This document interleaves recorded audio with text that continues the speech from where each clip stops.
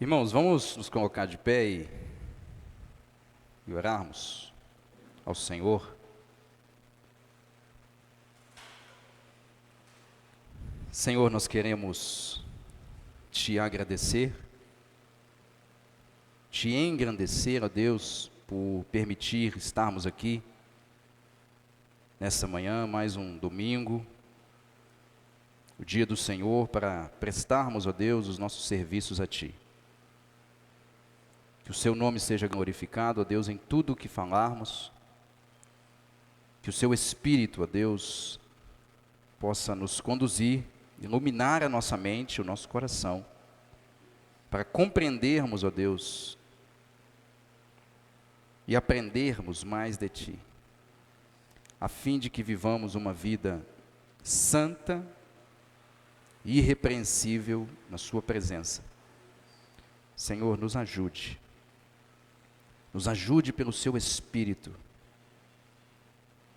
a mortificarmos a nossa carne, Senhor, dia após dia, a buscarmos mais do Senhor na Sua palavra, em oração, em meditação, Senhor, na Sua palavra, em comunhão com os nossos irmãos. Senhor, nos ajude. Senhor, nós precisamos de uma ação do Senhor nas nossas vidas. Senhor, aviva o nosso espírito, aviva-nos e invocaremos o Teu nome. Senhor, por favor, Deus, aviva os nossos corações.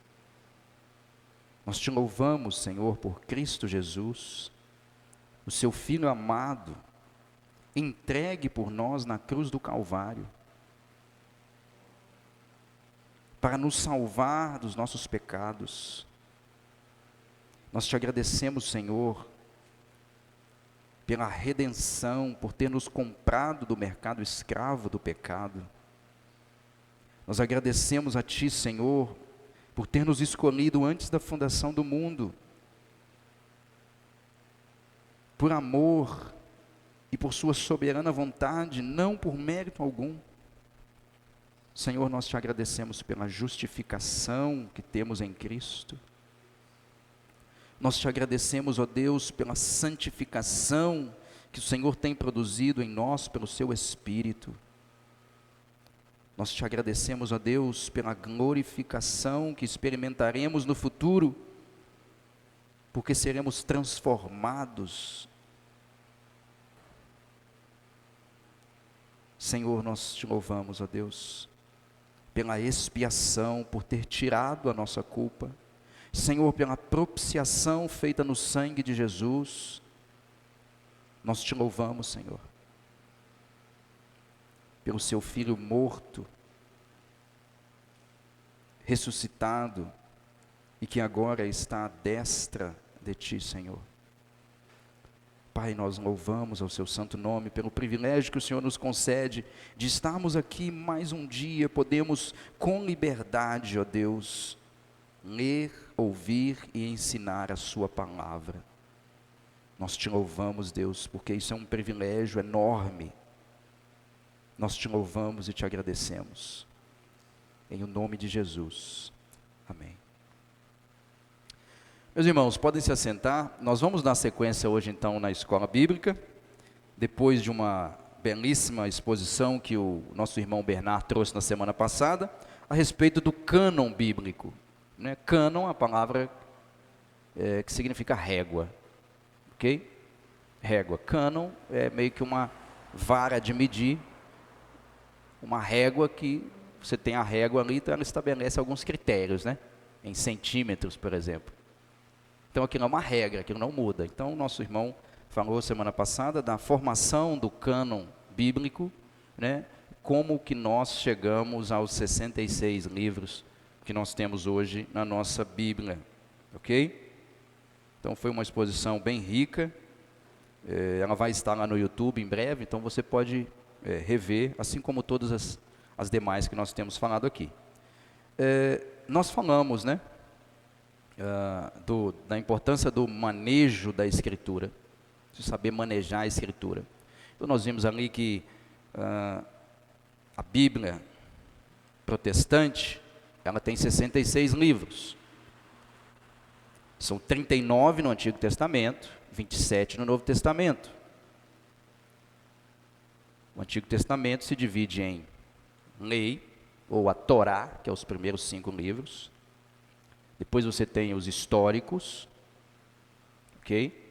Depois dos históricos você tem os poéticos.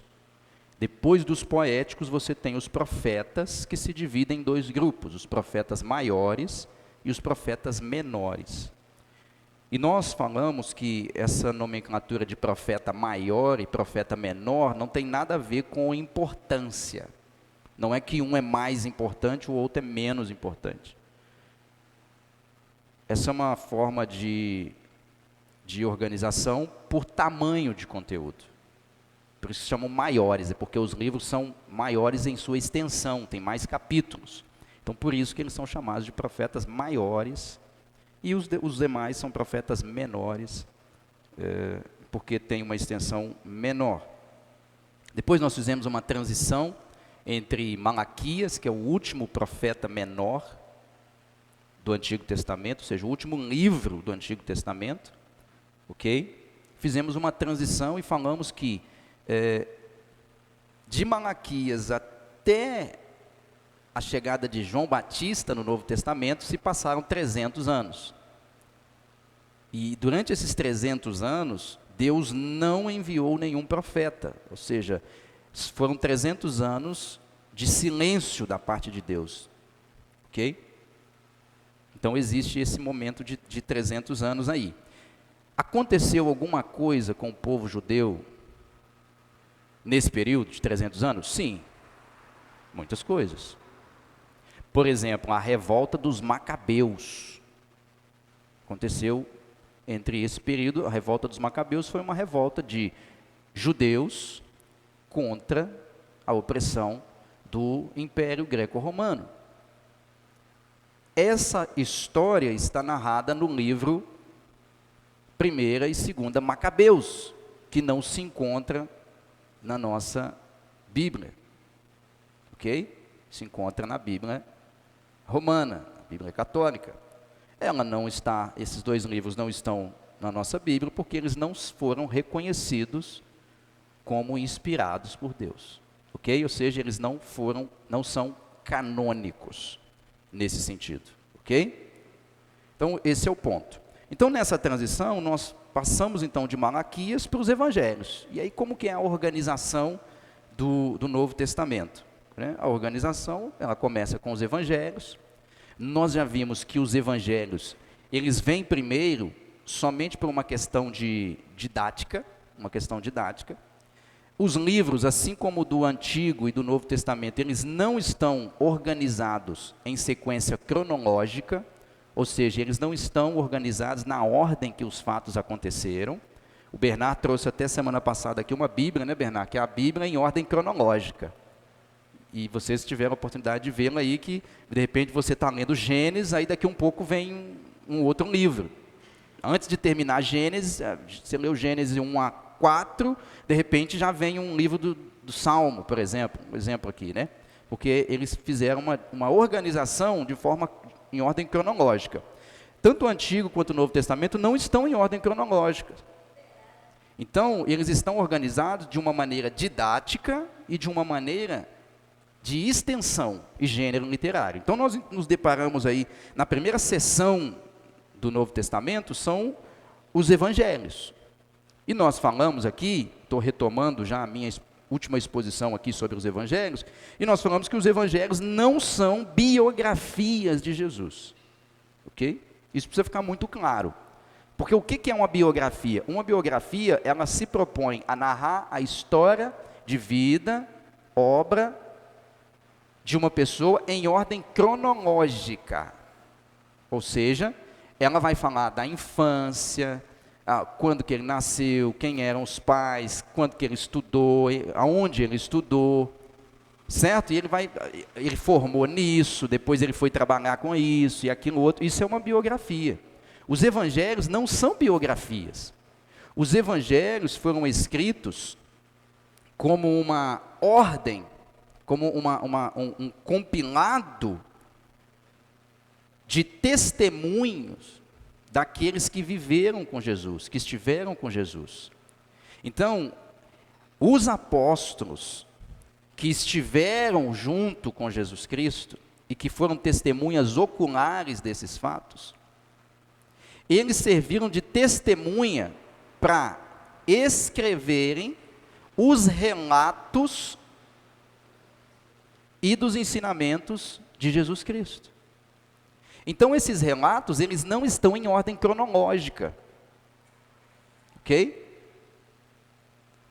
Cada um pegou esse material e organizou ele com um propósito específico. Então, por exemplo, nós falamos que Marcos, ele não foi apóstolo, mas ele foi discípulo de Pedro. Então, Pedro serviu de testemunha ocular para que Marcos escrevesse. Marcos escreve para um público específico, provavelmente um grupo romano. Então ele vai organizar esse material de uma maneira que o leitor com a mentalidade romana consiga compreender quem é Jesus Cristo. Lucas já escreve para um público grego, de classe mais alta. Então ele vai usar um grego, mais erudito, ele vai ser mais extenso, ele vai ser mais detalhado, porque Lucas era médico, então é normal que um médico seja mais organizado, e mais organizado no sentido de cronologia dos fatos. Você vai ver Mateus escreve para um público judeu, então Mateus sempre vai ter uma característica que ele sempre vai estar falando, isso aconteceu para que se cumprisse a Escritura. Por que ele faz isso? E Lucas não faz isso. Por que Mateus faz e Lucas não faz? Porque Mateus está escrevendo para um público judeu. Então os judeus precisam entender que aquilo que Jesus fez, ele fez não porque simplesmente ele quis, mas ele fez porque ele era o cumprimento daquela profecia que os judeus conheciam. Então existem essas diferenças. Já o evangelho de João é um evangelho mais teológico, ele já começa defendendo a divindade, a pré-existência, a divindade de Jesus. Coisas que Mateus, Marcos e Lucas não fazem de imediato. Ok? Então existem essas divisões, Mateus, Marcos, Lucas e João. Nós falamos que Mateus, Marcos e Lucas são os sinópticos. Sinópticos é uma palavra que significa a mesma ótica, é um olhar junto. Mateus, Marcos e Lucas, ou seja, eles têm meio que um olhar focado na obra de Jesus Cristo. Quando você vai para João, ele não é sinóptico, ele é teológico, o olhar dele é mais para a divindade de Jesus. Então tem essa distinção aí entre os 4 evangelhos. E aí nós precisamos entender também que os evangelhos, eles foram um novo tipo de gênero literário, porque a biografia já existia na época. Você tem biografia dos imperadores, mas os evangelhos foram um gênero literário novo que surgiu, porque, como eu disse, eles não são biografias, são memórias daqueles que foram testemunhas oculares. Jesus já havia morrido, ok? Então os evangelhos é um novo gênero literário que surge ali, assim como as epístolas que a gente vai ver no futuro. Aí nós temos um livro, no Novo Testamento agora, que ele é um livro histórico, que é um livro de Atos. Lembra que no Antigo Testamento tem um tanto de livros históricos? O Novo Testamento também tem um livro histórico, que é um livro de Atos. E aí é sobre isso que eu quero trazer para os irmãos hoje. Eu quero fazer uma conexão com vocês entre o Evangelho de Lucas e como que ele passa para Atos, porque lá Lucas e Atos têm o mesmo autor, são livros que pertencem ao mesmo autor, que é Lucas. Então, vai comigo lá em Lucas 1, de 1 a 4, para a gente entender como que essa transição acontece entre o Evangelho de Lucas e o livro de Atos. Lucas 1, de 1 a 4, diz assim: Lucas 1, de 1 a 4. Visto que muitos houve que empreenderam uma narração coordenada. Veja que Lucas já estabelece aí. É uma narração coordenada dos fatos que entre nós se realizaram, conforme nos transmitiram os que desde o princípio foram deles, testemunhas oculares, e ministros da palavra. Igualmente a mim, me pareceu bem, depois de acurada investigação, de tudo desde sua origem, dar-te por escrito, excelentíssimo Teófilo, uma exposição em ordem, para que tenhas plena certeza das verdades e que fosses instruídos. Então Lucas faz uma transição, ele mostra o seguinte: no início do seu evangelho, ele diz assim: olha, ó Teófilo, você me encomendou a fazer uma investigação apurada dos fatos que aconteceram. Que fatos são esses? A respeito da vida de Jesus Cristo. Então, Teófilo, eu estou agora te entregando o material que é o resultado da minha investigação.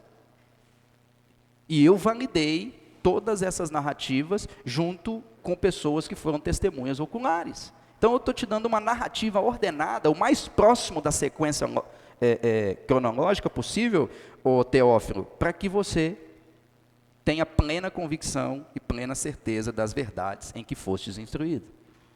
Então, aí ele começa, depois disso ele vai narrando, ele narra o nascimento de Jesus, enfim, e depois ele vai seguindo até o final do Evangelho. Quando ele passa para Atos, agora vai comigo em Atos 1, de 1 a 5.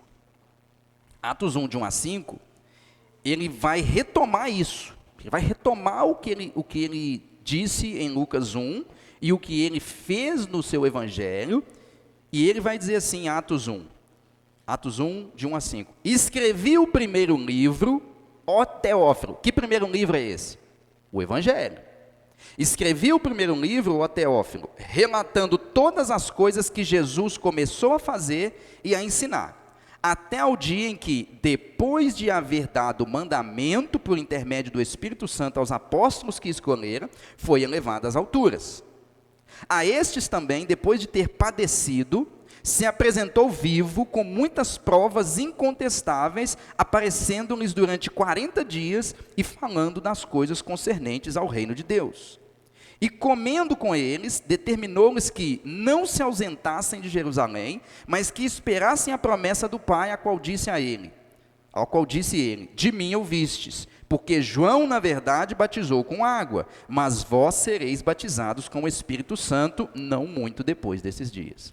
É como se Lucas chegasse assim em Atos e falasse: ó Teófilo, o que eu passo a escrever para você agora é uma continuação do primeiro livro que eu te mandei. Eu te falei, o primeiro volume, o primeiro livro, ele pega desde o nascimento e mostra até a morte e ressurreição de Jesus Cristo. O segundo livro, o Timóteo, eu quero te mostrar o que aconteceu depois disso. Como que os discípulos de Jesus e como que a igreja estabelecida por Jesus,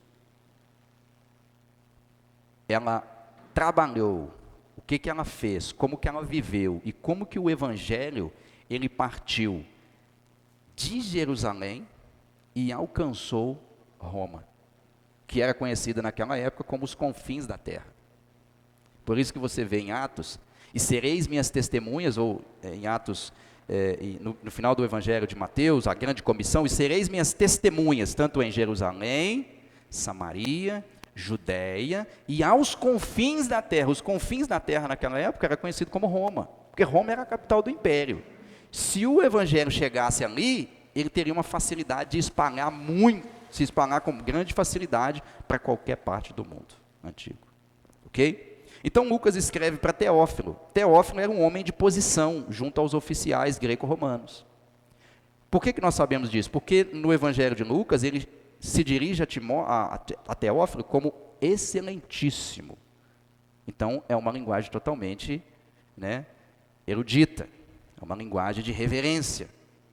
Então o Teófilo, ele era um homem de posição.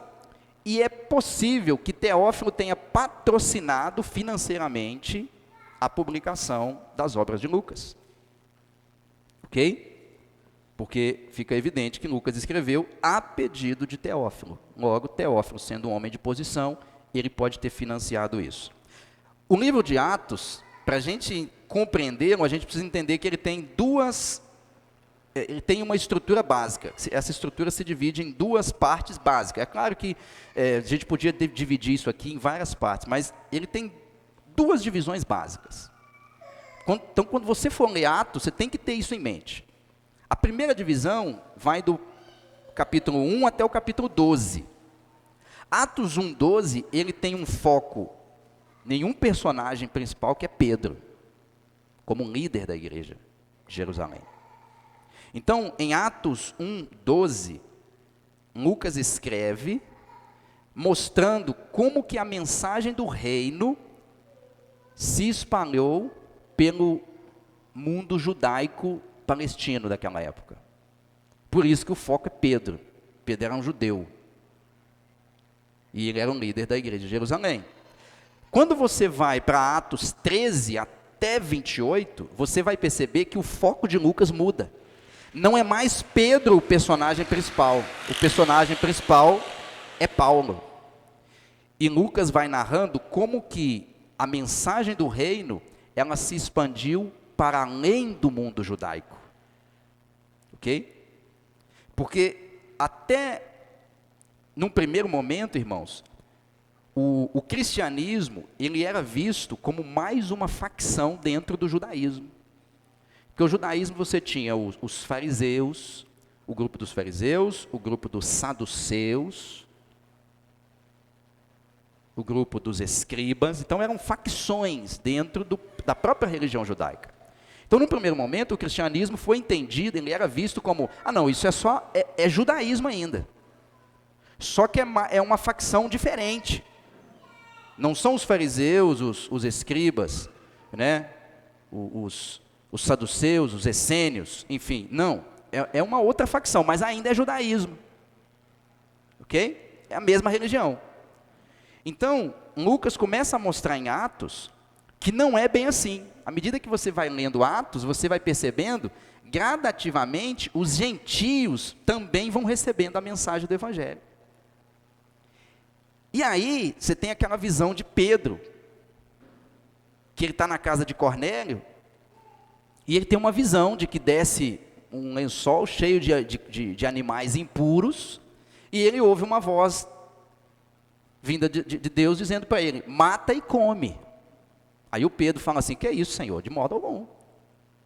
Eu jamais comi coisa alguma impura, porque a lei judaica, ela separava, ela tinha a lei dietética. Então tinha os animais que podia comer, os que não podiam eram animais impuros. Então Pedro recebe aquilo e ele fala assim, não, Senhor, eu jamais comi coisa impura. Eu não posso comer esse tipo de alimento, porque a lei judaica, a minha lei, a sua lei não deixa eu fazer isso. Aí Deus fala com ele, olha, Pedro, fica tranquilo. Ao que Deus purificou. E aí o Pedro, então, ele volta entendendo o seguinte, gente, eu recebi uma visão do Senhor.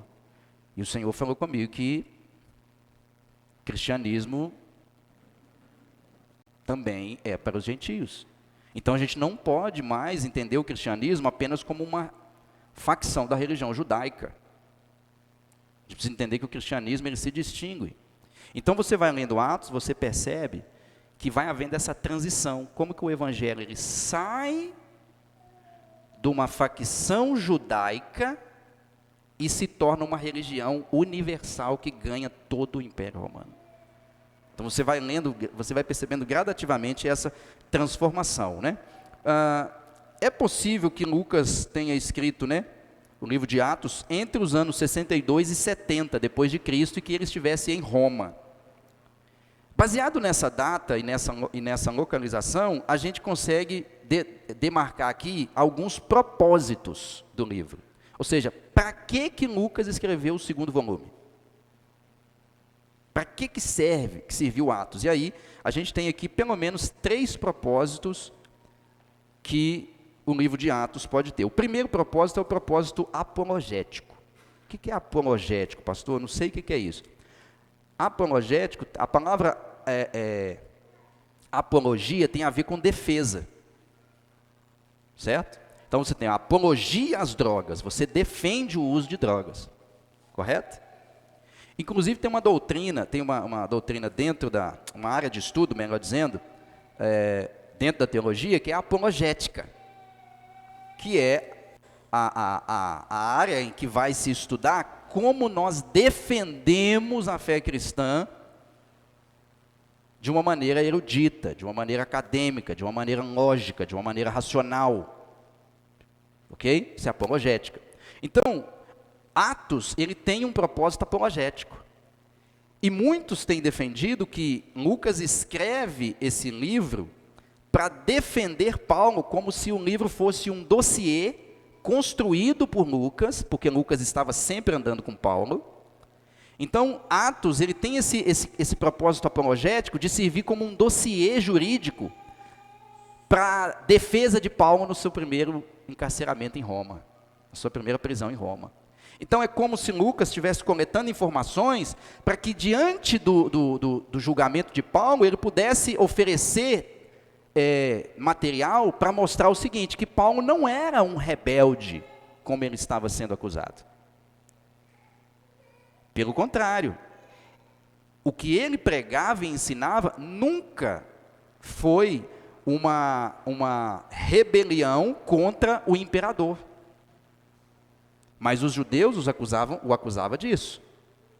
Então, Lucas teria esse propósito de um dossiê que seria utilizado como meio que um conjunto de escritos, um manual de defesa diante do julgamento de Paulo em Roma.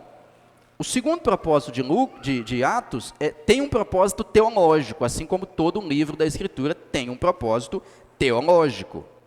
O que significa um propósito teológico? A palavra theos significa Deus. Teológico é aquilo que diz respeito a Deus. Então, Lucas, em Atos, ele tem sim um propósito teológico. Que propósito é esse? Ele quer mostrar para os seus leitores que o reino de Deus, que teve início com a presença física de Jesus, como ele narra no Evangelho, ele é levado adiante mesmo depois da morte de Jesus, porque Deus é soberano sobre a história. Então é como se você lesse Atos e percebesse que ninguém detém o cristianismo. Ninguém detém o cristianismo. Mesmo por meio de perseguições, de mortes, de sangue derramado. Você vê que Tiago, um dos líderes da igreja, foi morto. Você vê que Estevão foi apedrejado e morto. Então, o propósito teológico de Lucas é mostrar que Deus é o Senhor da história. E que o reino de Deus vai ser estabelecido como o próprio Deus disse que estabeleceria. As portas do inferno não prevalecerão contra a igreja. Então, Lucas tem esse propósito, mostrando que Deus é o soberano e ele conduz o seu povo a levar a cabo os seus planos eternos. Então, quando você lê Atos, na verdade, eu creio que Atos, nossa Bíblia tem o nome aí, Atos dos Apóstolos. Eu creio que é um título um pouco errôneo, ou talvez não contemple a ideia do livro de Atos. Eu acho que o melhor título seria assim, Atos do Espírito através dos apóstolos. Porque você percebe na narrativa de Lucas, tanto no Evangelho quanto em Atos, que Lucas dá uma ênfase muito grande à pessoa do Espírito. Ou seja, só é possível fazer os apóstolos fazerem o que eles fizeram, porque eles receberam o Espírito em Pentecoste. Percebe? Pentecoste marca essa virada de chave, né? Então é interessante a gente perceber isso, vou falar disso um pouquinho mais adiante. E o terceiro propósito é didático. Atos tem um propósito didático, ou seja, ele quer dizer, ele quer levar os seus leitores a entender que existe um relato sistematizado a respeito do que Jesus fez e ensinou. Então, diferente de Mateus e Marcos, Lucas, como eu falei, ele tenta ser mais organizado, no sentido de colocar as coisas mais em ordem cronológica possível, ok? Mais em ordem cronológica possível. Tanto é que você tem em Lucas a narrativa, por exemplo, do anjo falando com Maria, ok? Você percebe isso ali e no Evangelho de Lucas, o que você não vai ter de maneira tão detalhada nos outros evangelhos. Então, irmãos, o tema central que a gente podia falar do livro de Atos é: Atos narra o progresso da mensagem do reino, das ruas estreitas de Jerusalém, no começo da década de 30, até as colinas mais altas de Roma. Quando você vai ler a história do Império Romano, você vai perceber que uma das razões pelas quais o Império Romano caiu foi o cristianismo. O cristianismo foi uma das razões mais importantes que levou o Império Romano a declinar. Então, o tema central de Atos é mostrar o seguinte: Deus disse que ia levar o Evangelho até os confins da terra, e Ele levou. Embora isso tenha custado o sangue do seu próprio povo. Esse é o resumo de Atos. E aí, como eu falei, voltando à questão do Espírito, é fundamental a gente perceber isso, como que Lucas dá uma ênfase no Espírito, e isso é um ponto teológico interessante, porque ele mostra que sem o Espírito, ninguém tinha feito nada. Tudo que foi feito não foi no braço, na cara e na coragem, não, foi pelo poder do Espírito. E aí eu quero usar aqui 2 textos que ilustram isso, como que Pentecoste, o dia de Pentecoste, ele faz uma transição clara entre quem eram os discípulos antes do Espírito e quem eles são agora, depois que eles recebem o Espírito. Eu quero usar aqui um exemplo de Pedro. Vamos ver Pedro antes do Pentecoste e depois vamos ver o Pedro depois do Pentecoste, para a gente ver a diferença que o Espírito faz na vida deles e na vida da igreja ali no primeiro século. Vão lá comigo em Marcos 14, Marcos 14, 66.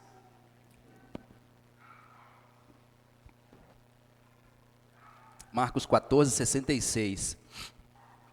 Olha o Pedro antes do Pentecoste. O contexto aqui é aquele contexto em que Jesus tinha dito, né, que ele iria para Jerusalém, seria morto, né, enfim. E aí Pedro se levanta e fala assim: não, Senhor, de modo algum. Eu estou disposto a matar ou morrer contigo. Eles só vão pegar o Senhor se passar por cima de mim. Aí Jesus disse para ele: ó Pedro, você não sabe o que você está falando, não? Sabe que ainda hoje tu me negarás. Aí o Pedro: não, Senhor, ainda que todos te neguem, eu jamais o negarei. Aí, se a gente lê essa passagem até que fala: nossa, Pedro era um homem de fé, hein? Só que olha o Pedro antes do Espírito. Depois que Jesus foi preso, Marcos 14, 66. Estando Pedro embaixo do pátio, veio uma das criadas do sumo sacerdote. E vendo a Pedro, que se aquentava, fixou e disse: tu também estavas com Jesus o Nazareno. Mas ele o negou, dizendo: não o conheço, nem compreendo o que dizes. E saiu para o alpendre, e o galo cantou. E a criada, vendo, tornou a dizer aos circunstantes: este é um deles. Mas ele outra vez o negou.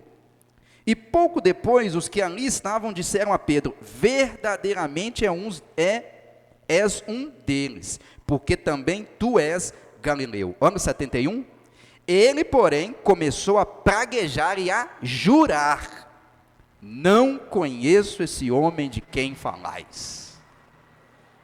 72, e logo cantou o galo pela segunda vez. Então Pedro se lembrou da palavra que Jesus lhe dissera: antes que 2 vezes cante o galo, tu me negarás 3 vezes. E caindo em si, desatou a chorar. Olha a narrativa, como que o Pedro vai do cara mais ousado para o mais covarde. Percebe? O Pedro aqui, ele arrega. Ele não disse: não, Senhor, estou disposto a matar e morrer, todos vão te negar. Eu não, jamais. Ele cai. Só que olha o Pedro o Pedro aqui, ele está tremendo de medo no meio de uma turminha. Sei lá, 10, 20 pessoas.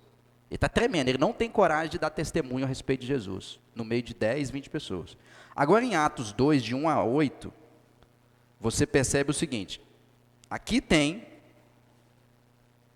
a descida do Espírito Santo, o derramamento do Espírito Santo, ok?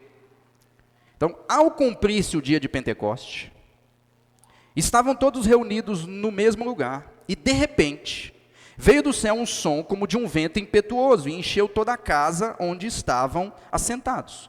E apareceram distribuídas entre eles línguas como de fogo, e pousou uma sobre cada um deles. Todos ficaram cheios do Espírito Santo e passaram a falar em outras línguas, segundo o Espírito lhes concedia que falasse. Aqui a gente já vê a importância do Espírito. Veja que eles falavam em línguas, não por suas próprias capacitações, mas eles falavam segundo o Espírito lhes concedia. Eu não vou entrar no mérito aqui, o que é esse falar em língua, porque não é a nossa proposta aqui, ok? Se é como se fala hoje aí nas igrejas ou se não é o meu propósito aqui. O propósito aqui é ver que o Espírito foi derramado, conforme Jesus havia dito que derramaria. Verso 5, ora, estavam habitando em Jerusalém judeus, homens piedosos, lembrando que o dia de Pentecoste era a festa mais populosa de Jerusalém. O dia de Pentecoste via judeus de todas as regiões, então a cidade estava bombando, certo? Estava bombando a cidade. E por que o Espírito é derramado naquele dia? Exatamente porque aquele é um dia de testemunhar. Porque como vieram pessoas de várias regiões, se essas pessoas de várias regiões longínquas, que não tinham contato com o Evangelho, elas escutam agora a respeito do Messias, essas pessoas vão o quê? Ser evangelizadas e elas vão voltar para suas cidades levando a mensagem. Então é por isso que o Espírito é derramado no dia de Pentecostes. Então, o Espírito é derramado, verso 5, nos é dito aí como que tinha muita gente na cidade. Verso 5, olha, estavam habitando em Jerusalém judeus, homens piedosos, vindo de todas as nações debaixo do céu. Quando, pois, se fez ouvir aquela voz, afluiu a multidão que se possuiu de perplexidade, porquanto cada um os ouvia falar na sua própria língua. Veja, o judeu nessa época, no primeiro século, eles falavam basicamente 3 línguas: o hebraico, o aramaico e o grego. Ok?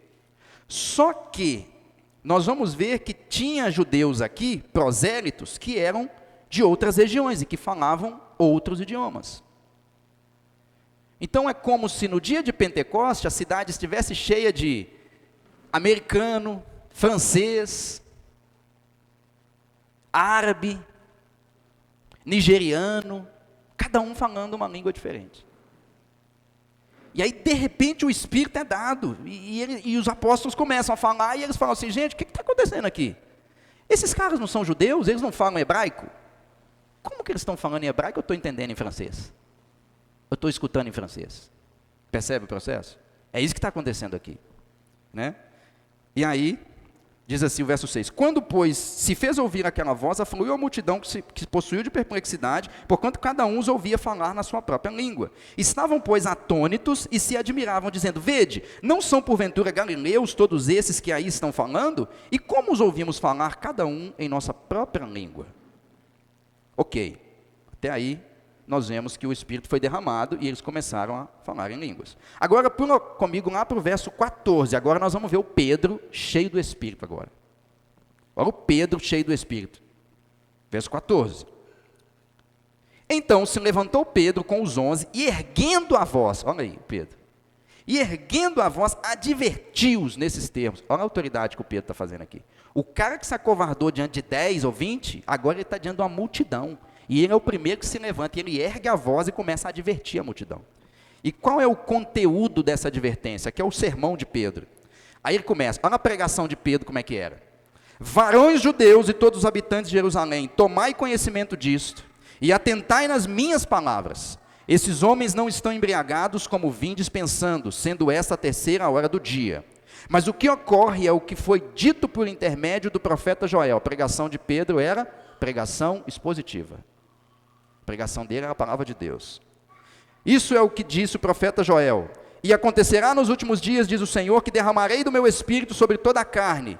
Vossos filhos e vossas filhas profetizarão, vossos jovens terão visões e sonharão vossos velhos.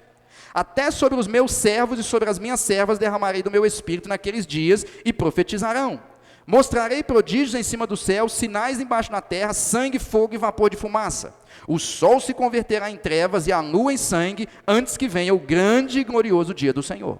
E acontecerá que todo aquele que invocar o nome do Senhor será salvo. Pedro está dizendo o seguinte, o conteúdo da pregação dele é o seguinte, hoje é o dia da salvação. Porque hoje é o dia que o Senhor derramou o seu Espírito. E hoje é inaugurado os últimos dias. E nesses últimos dias, se vocês quiserem se livrar do que vai acontecer, vocês devem se arrepender. Tem que clamar ao Senhor. Eu achei que a nossa pregação era pesada, pastor Marco, mas acho que a do Pedro é maior. Verso 22. Varões israelitas, ao apelo agora. Pregou, agora ele vai fazer o apelo. Varões israelitas, atendei a estas palavras. Jesus o Nazareno, varão aprovado por Deus diante de vós com milagres, prodígios e sinais, os quais o próprio Deus realizou por intermédio dele entre vós, como vós mesmos sabeis, sendo este entregue pelo determinado desígnio e presciência de Deus, vós o matastes crucificando por mãos de iníquos. Olha o que o Pedro fala agora. Ô cambada de judeu, vocês mataram o meu Senhor. Só que vocês fizeram isso, sabe por quê? Porque o Pai Celeste tinha predestinado que vocês iam matar isso. Vocês agiram debaixo da soberania do meu Deus. Vós o matastes, crucificando por mãos de iníquos, ao qual, porém, Deus ressuscitou, rompendo os grilhões da morte, porquanto não era possível fosse ele retido pela morte, porque a respeito dele diz Davi, olha o Pedro na pregação expositiva, Bernard, citando referência cruzada, ele vai lá no Salmo e diz, Davi sempre diz, diante de mim via sempre o Senhor, porque está à minha direita, para que eu não seja abalado. Por isso se alegrou meu coração e a minha língua exultou, além disso também a minha própria carne repousará em esperança. Porque não deixarás a minha alma na morte, nem permitirás que o teu servo veja corrupção. Fizeste-me conhecer os caminhos da vida, encher-me-ás de alegria na tua presença. Irmãos, ele volta agora, irmãos, seja-me permitido dizer-vos claramente a respeito do patriarca Davi, que ele morreu e foi sepultado, e o seu túmulo permanece entre nós até hoje. Sendo, pois, profeta e sabendo que Deus lhe havia jurado que um dos seus descendentes se assentaria no seu trono, prevendo isso, referiu-se à ressurreição de Cristo, que nem foi deixado na morte, nem seu corpo experimentou corrupção. A este Jesus Deus ressuscitou, do que todos nós somos testemunhas. Olha, agora ele está cheio do Espírito. Exaltado, pois, à destra de Deus, tendo recebido do Pai a promessa do Espírito Santo, derramou isto que vedes e ouvis. Porque Davi não subiu aos céus, mas ele mesmo declara, disse o meu Senhor ao meu Senhor, assenta-te à minha direita, até que eu ponha os teus inimigos por estrado dos teus pés. Aí o verso 37 agora, o que esse povo, qual foi a reação deles? Ouvindo eles essas coisas, compungiu-se-lhes o coração. Eles ouviram aquela pregação e eles... ai de nós, compungiu-se o coração e perguntaram a Pedro e aos demais apóstolos, que faremos, irmãos? Olha o apelo aí, diante da pregação de Pedro, os ouvintes falam assim, nossa, o que nós vamos fazer diante do Pedro? Pelo amor de Deus, o que a gente tem que fazer agora? Aí o Pedro fala assim, verso 38, respondeu-lhes Pedro, arrependei-vos, e cada um de vós seja batizado em nome de Jesus Cristo, para a remissão dos vossos pecados, e recebereis o dom do Espírito Santo. Pois para vós outros é a promessa, para vós filhos e para todos que ainda estão longe, isto é, para quantos o Senhor nosso Deus chamar. Com muitas outras palavras, Deus deu testemunho e exortava-os, dizendo, salvai-vos dessa geração perversa. Então os que lhe aceitaram a palavra foram batizados, havendo um acréscimo naquele dia de quase 3.000 pessoas. O Pedro, que cagou na calça para dar testemunho diante de 3 pessoas, ele se levanta no dia mais, que a cidade de Jerusalém estava mais cheia. Gente de tudo quanto é lado. E ele levanta e faz, cambada, é o seguinte, vocês mataram meu Senhor. E ele vai falando, ele vai pregando, ele cita o Salmo, ele cita Davi, ele na autoridade do Espírito, e no final, o povo é tão tomado pela palavra, pela pregação, que eles falam assim: Pedro, nós estamos lascados, o que nós temos que fazer diante disso? Aí o Pedro fala: você quer saber? Arrependei-vos. E naquele dia, 3.000 pessoas se converteram, foram convertidas. Qual a diferença? Que o Pedro é bom? Não. A diferença é que agora ele está revestido de autoridade do alto. Essa é a diferença. Lucas narra o Espírito como o propulsor principal do Evangelho avançar. Como que isso fica evidente? Como eu disse, o livro deveria receber o título de Atos do Espírito mediante os Apóstolos. Ok? É a promessa que Jesus deu. Vocês serão minhas testemunhas. Em Jerusalém, Samaria, Judéia e até os confins da terra. Senhor, mas como que a gente vai testemunhar de Ti? Calma.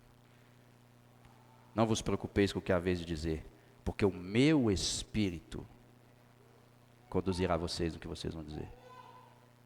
Vê, se tem uma teologia fundamental que nós aprendemos em Atos é: sem o Espírito, nada. Com o Espírito, tudo. Pastor, como é que a gente faz? Mas a gente já não tem o Espírito? Todo mundo tem. Ninguém aqui precisa orar para ser batizado com o Espírito. Ah, Deus, eu vou buscar o batismo com o Espírito Santo. Aonde que está na Escritura esse mandamento? Tem, Bernardo, algum mandamento? Buscai o batismo com o Espírito Santo? Peraí, mas Jesus não falou que ia batizar com o Espírito e com fogo? Sim, a alguns ele ia derramar o Espírito sobre, aos outros ele vai derramar fogo e ira consumidora. Quando que aconteceu o batismo no Espírito Santo? Em Atos, no dia de Pentecoste. Em nós, imediatamente no momento em que nós fomos trazidos à fé. O Espírito. De fato, Paulo fala em Romanos que quem não tem o Espírito de Cristo, não é de Cristo. Então, para que eu vou pedir para ser batizado com o Espírito? Não, a Bíblia nunca nos chama a ser batizado com o Espírito. A Bíblia nos ordena a buscar a plenitude do Espírito. O Espírito já habita em mim. Ele já é o poder de Deus que me foi concedido para testemunhar a respeito dele. Cabe a mim agora buscar a plenitude do Espírito. Como eu disse aqui em sermões passados, o que é a plenitude do Espírito então, pastor Rony? É quando o Espírito passa a ter mais de você. É quando você pega esse copo com água, e você é esse copo com água, e você tem o Espírito, mas você está vazio. Ou você tem um pouquinho, ele está aqui no fundo. E você ocupa todo o espaço do copo. À medida que você vai buscando o Espírito vai enchendo mais o copo. E à medida que o Espírito enche o copo, tudo que pertencia a você vai dando lugar para o Espírito. Pastor, o que é a plenitude do Espírito? É o Espírito ter mais de mim. É o Espírito tomando a boca de Pedro, que era um covarde, e colocando ele para proclamar a palavra de Deus no poder do Espírito. Pastor, como que eu faço então para ter a plenitude do Espírito? Já falei o que é a plenitude. A plenitude é o Espírito ter mais de mim. Como que eu faço isso? Leitura da palavra, oração e comunhão na igreja. Simples. Leitura da palavra, oração, comunhão. Leitura da palavra, oração e comunhão. Leitura da palavra, oração e comunhão. Leitura da palavra, oração e comunhão. Não se atinge a plenitude do Espírito por osmose. Na verdade, nada se aprende por osmose. Osmose é o seguinte, pastor, não sei o que é osmose. Osmose é quando você senta e fala assim: vou aprender. Não, agora eu vou aprender. Uma coisa que eu aprendi com um pastor uma vez, imagina, se você chegasse aqui e eu tivesse assim, ó.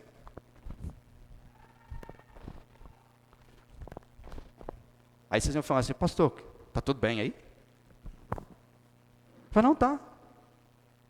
Aí daqui a um pouco vocês me dizem, aí você, pastor, não está batendo bem na cabeça, não. Aí você, pastor, o que está acontecendo? Não, eu estou tentando levantar a mim mesmo. Estou tentando levantar a mim mesmo. Isso é ridículo. É ridículo. Porque eu não consigo levantar a mim mesmo. Percebe? Então isso é osmose. Ninguém consegue aprender. O Espírito não é assim, irmãos. Não é assim que funciona. Ai, Deus, me enche do seu Espírito. Senhor, me dá a plenitude do Espírito. Você vai orar, orar, orar. Mas você lê Bíblia? Você lê Bíblia para o Espírito confrontar você quando você estiver pecando? E ele fala assim, essa parte aí você tira, não pertence a Cristo não, tá? Sai com ela. Quando você está irado, irai-vos, mas não pequeis, tá? Segura aí, está exagerando. Você lê Bíblia para isso? Porque se você não fornece o material, o próprio Senhor Jesus diz, santifica-os na verdade. A tua palavra é a verdade. Tomai a espada do Espírito, que é a palavra de Deus. Se você não lê Bíblia, você não tem um momento de devoção, de leitura da palavra, com qual material o Espírito Santo vai te preencher? Porque ser cheio do Espírito, irmãos, é ser cheio da palavra. É isso. É o coraçãozinho da ira dando espaço à palavra da paz. É o coraçãozinho do ódio dando espaço para o perdão. Percebe? Isso é plenitude do Espírito. Oração, leitura da palavra, comunhão. Oração, leitura da palavra, comunhão na igreja. Fora isso, continuamente, como nós falamos na pregação semana passada, né? Que não é um ato. De vez em quando eu oro, pastor. Quando as coisas estão ruins lá em casa, eu falo, nós precisamos orar. Agora, os outros dias, quando tudo está bem, está beleza, a gente não ora não. Na verdade, a gente tem que orar só quando as coisas estiverem ruins, né? E Deus, às vezes, né, Bernardo, pega a gente e fala assim, o povo tá, eles não estão orando não, deixa eu fazer o seguinte, vai lá, faz uma crise no casamento lá. Vai lá, tira o emprego, começa a faltar o dinheiro. Como diz o C.S. Lewis, né? Sofrimento é o megafone de Deus gritando para o homem. E aí, vai orar não? Olha o estado da sua família, olha o estado do seu casamento, olha os seus filhos como é que estão. Olha como que você é uma pessoa soberba, arrogante, orgulhosa. Vai orar não? Aí ele começa a pôr um foguinho ali para você, de repente, perceber que, realmente tem que chamar o bombeiro. Então, irmãos, Atos, guarda isso. Se você não guardou nada do que foi dito aqui, guarda pelo menos isso. É Atos do Espírito através dos apóstolos. Como que o Espírito Santo derramado por Cristo sobre os seus apóstolos e todos os discípulos, ele os levou até aos confins da terra. Aí você começa a perceber que, depois de Atos 13, vai perceber que Paulo, ele queria chegar em Roma, e ele chegou. Só que ele não contava em chegar em Roma preso, como um prisioneiro. Ele contava chegar lá por meios comuns. Mas ele foi acusado, e como cidadão romano que era, apelou para que o seu julgamento fosse feito pelo imperador. E lá ele foi levado, e é interessante que você vê que Paulo passa, na sua viagem a Roma, ele tem um naufrágio, a embarcação começa a ser destruída pelo mar, e eles vão parar lá na ilha de Malta. Chega lá, o Paulo é picado por uma cobra, mas essa picada de cobra e esse naufrágio serviu como a soberana mão de Deus levando Paulo lá para levar ele para pregar o evangelho para aquelas pessoas em Malta. Percebe? E Paulo chega lá. E depois que ele chega lá e fala assim, chegou o evangelho, ele fala assim, não, irmãos, agora eu não estou satisfeito em chegar só em Roma. Eu queria que vocês, igreja de Roma, me ajudassem, se eu for liberto, a chegar na Espanha. Eu quero ir mais. Eu quero ir além. Por quê? O Espírito. O Espírito. Paulo conseguiu chegar? Não. Afinal de contas, o dossiê de Lucas o livrou? Não. O que ele recebeu? Uma guilhotina na cabeça. E morreu decapitado. Mas ele escreveu a Timóteo dizendo assim: já estou sendo entregue como uma oferta de libação. Oferta de libação era uma oferta que era meio que um vinho derramado no final do sacrifício. E aí todos sabiam que o sacrifício tinha chegado no final quando o vinho era derramado, porque o aroma subia. Aquele cheiro tomava espaço no lugar. Então as pessoas que estavam acompanhando, elas entendiam o seguinte: ó, já está no final do sacrifício. Então quando Paulo diz, eu estou sendo entregue como oferta de libação, ele diz, Senhor, eu estou sabendo que eu não vou voltar não. Já agora, a coroa da justiça me está reservada, a qual aquele Senhor justo e juiz dará a todos aqueles que o amam segundo a sua vinda. É o Espírito ou não? Aí a gente hoje, pastor, perdi o emprego, nossa, Deus não é fiel, não. O cara chega fazendo, já estou sendo entregue por oferta de libação. E você não tem coragem de parar numa leitura dessa? O que eu estou fazendo da minha vida, Deus? Mediocridade? Não posso me contentar com esse cheirinho do Espírito. Quero mais. Quem aqui terminaria, hein, no final? Senhor, Igreja Batista Reformada, Belo Horizonte, eu já estou sendo entregue como oferta de libação. Não me importa o que aconteça, ainda que a espada traspasse meu pescoço, eu estou tranquilo. Eu posso todas as coisas naquele que me fortalece. Espírito, Espírito, Espírito. Isso é Atos. Convido você e desafio você a ler Atos. É um livro histórico. Para a gente fazer uma conexão, e eu vou encerrar aqui. Evangelho fala sobre obra e ensinamento de Cristo. Atos mostra a constituição da igreja e como que o Evangelho se espalhou por todo o império. Nós vamos entrar nas cartas. As cartas mostram os problemas que a igreja enfrentou e qual é a resposta de Deus para os problemas que a igreja enfrenta. Essas são as cartas. Basicamente é isso. Ok? Alguma colocação, pastor Marco? Alguma pergunta, se vocês quiserem fazer? Acréscimo, correção? Bernardo, se tiver correção, às vezes eu confundo os nomes, então você é o meu ajudador aqui. Não que você seja o Espírito Santo, mas...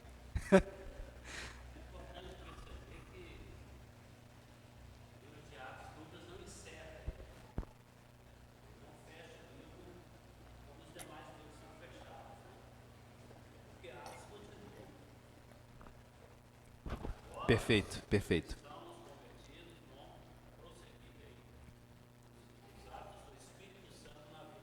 Na vida do salvo, na vida da igreja. A igreja que é a coluna e baluarte da verdade. Ela continua avançando como? Pelo Espírito que nela habita. Ele continuaria escrevendo Atos. Talvez ele estivesse aqui hoje. Alguém quer comentar, perguntar? Vai, Bernardo. Você está rindo? Você tem pergunta, dúvida? Vai, Ana, por favor. Tem certeza? Ora, tem 4 minutos ainda. Então você pode perguntar ao Bernardo em casa que ele vai saber. Inclusive vai te responder melhor do que eu. Mais alguém? Tranquilo, podemos encerrar? Eu sei que a Ana Letícia ali está com uma pergunta, mas ela... Tá, não tá? Ah, tá vendo? Aqui alguém? Sirlei, Mateuzinho? Tudo certo? Então se não tem, vamos orar. Semana que vem a gente fala das cartas, ok? Eu tinha ficado na minha exposição anterior, eu tinha ficado de trazer dicas para a leitura dos evangelhos. Então eu vou fazer isso na semana que vem, eu começo, dou essas dicas, é bem simples, e depois a gente entra nas cartas, ok? Vamos orar ao Senhor. Pai amado, nós queremos te agradecer por sua graça, sua misericórdia e pelo seu Espírito que habita em nós, Senhor. O Espírito do Senhor é o poder com o qual o Senhor reveste homens e mulheres fracas, falíveis, miseráveis, em arautos do Senhor. pelo seu Espírito, ó Deus, que nós damos testemunho. É pelo seu Espírito que nós proclamamos a sua palavra. É pelo seu Espírito, ó Deus, que ensinamos. É pelo seu Espírito que oramos. É pelo seu Espírito que vivemos. É pelo seu Espírito que morreremos. Senhor, que o Senhor avive a sua igreja. Ó Deus, que o seu Espírito, ó Deus, possa tomar todo o espaço que ainda não lhe pertence em cada coração, Senhor. Senhor, que nós possamos nos curvar diante de Ti em oração, em leitura da palavra, em meditação, em comunhão com o Seu corpo, domingo atrás domingo, Senhor, leitura bíblica diária, oração diária, meditação diária na Sua palavra, submissão, Senhor, à Sua palavra, ó Deus, pelo Espírito. Ó doce Espírito de Deus, nós clamamos ao Senhor, que ministre em nossos corações, que nos avive, Senhor. Nós rogamos a Ti, em nome de Jesus e para a glória do Pai, do Filho e do Espírito. Amém.